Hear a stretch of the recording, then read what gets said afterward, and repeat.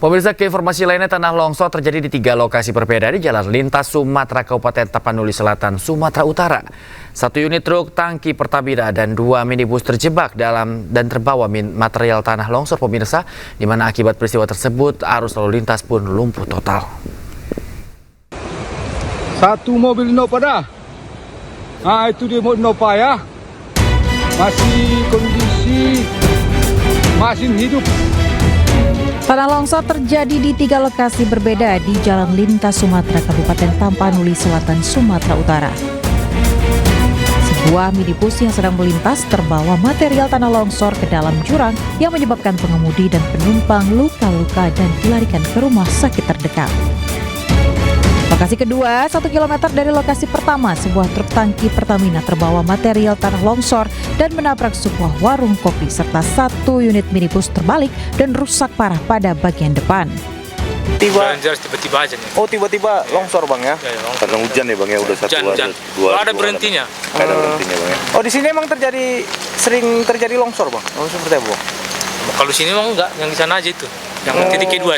Baru kali ini lah berarti. Ya, kalau ini baru kali ini. Akibat peristiwa tersebut, arus lalu lintas lumpuh total. Beberapa pengendara yang melintas di lokasi kejadian terjebak macet hingga 14 jam. Istilahnya nunggu ini lah bang, nunggu evakuasi untuk jalan ini kan. Oke, abang bersama keluarga bang? Ini bang Minda? Iya, bersama keluarga sama kawan. Kendalanya apa aja nih bang?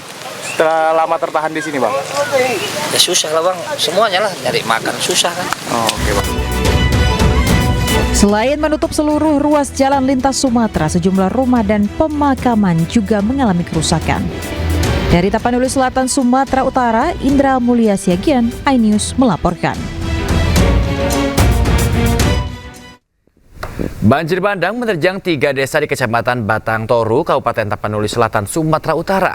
4 orang dinyatakan meninggal dunia, pemirsa. Kak, nahanin kereta kita, Kak. Tengoklah ini, Kak. Seperti inilah suasana di Kecamatan Batang Toru, Kabupaten Tapanuli Selatan, Sumatera Utara saat banjir bandang melanda.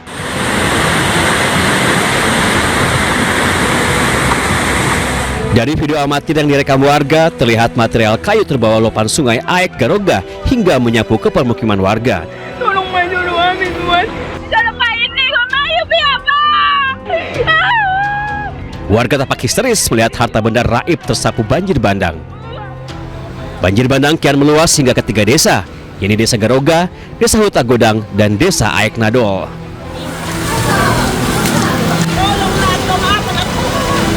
Warga pun berbondong-bondong mengungsi menghindari terjangan banjir.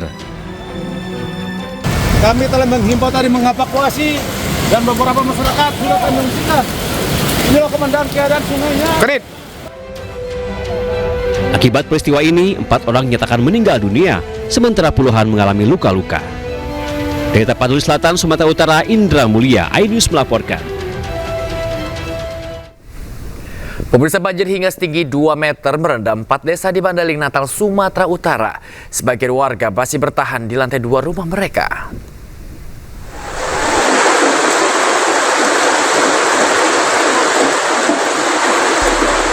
Banjir melanda Desa Hutaim Baru, Kecamatan Muara Batang Gadis, Mandailing Natal, terekam video amatir warga. Ketinggian air mencapai 2 meter merendam ratusan rumah warga. Desa ini merupakan wilayah terparah dilanda banjir selain 3 desa lainnya yang juga terendam banjir setinggi 2 meter. 4 desa di Mandailing Natal yang dilanda banjir, yakni Desa Lubuk Kapundung 1, Lubuk Kapundung 2, Ranto Panjang, dan Desa Hutaim Baru. Lokasi 4 desa tersebut sulit ditembus lantaran debit sungai yang masih tinggi dan tidak mungkin dijangkau menggunakan perahu. Dan yang paling terdampak ada di Kecamatan Muara Batang Gadis, tepatnya di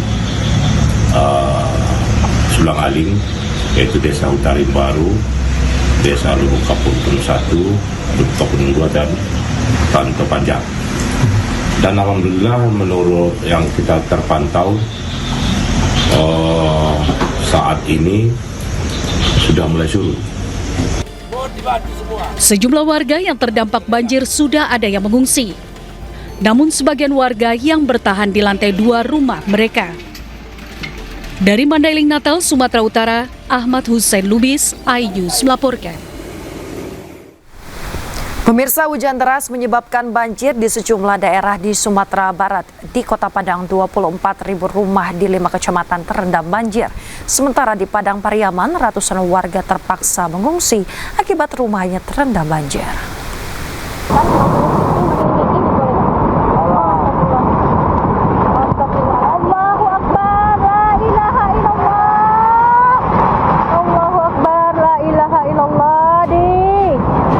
Rumah warga yang berada di bantaran Sungai Bantang, Kuranji, Batu Busua, Lambung Bukit, Pau, Kota Padang hanyut. Wih, astagfirullahaladzim ya Allah. Wih, ampun ya Allah. Astagfirullahaladzim. Tak jauh dari lokasi, sebuah rumah juga mengalami nasib serupa. Beruntung penghuni rumah sudah dievakuasi oleh tim SAR gabungan. Data sementara BPBD Kota Padang menyebut 5 kecamatan di Kota Padang terdampak banjir, 3 kecamatan diantaranya dengan kondisi parah, serta 24.000 rumah warga terendam banjir. Pemerintah Kota Padang langsung menetapkan status tanggap darurat terkait banjir ini.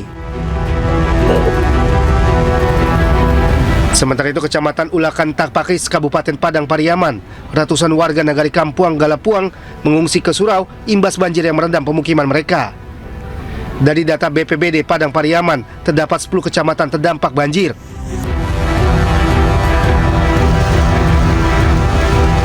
Tim SAR gabungan mengevakuasi 40 warga rantau panjang yang terjebak banjir luapan Sungai Batang Saman, Kecamatan Sasak Rana Pasisia, Pasaman Barat.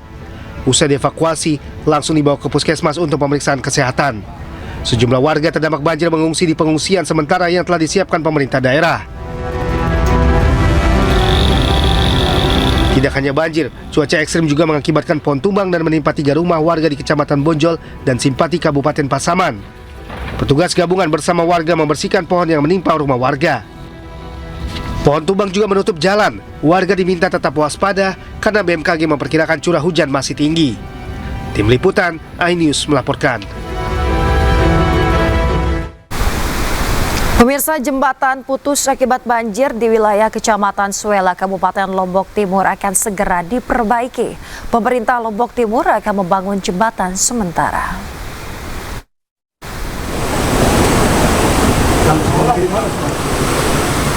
Jembatan yang menjadi akses utama warga Desa Perigi dan Desa Puncak Peringgo ini putus akibat banjir beberapa waktu lalu sehingga mengganggu aktivitas warga.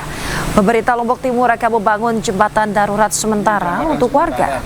Bupati Lombok Timur Khairul Warisin yang meninjau langsung lokasi menyatakan telah berkoordinasi dengan pemerintah provinsi untuk membangun kembali jembatan yang terputus.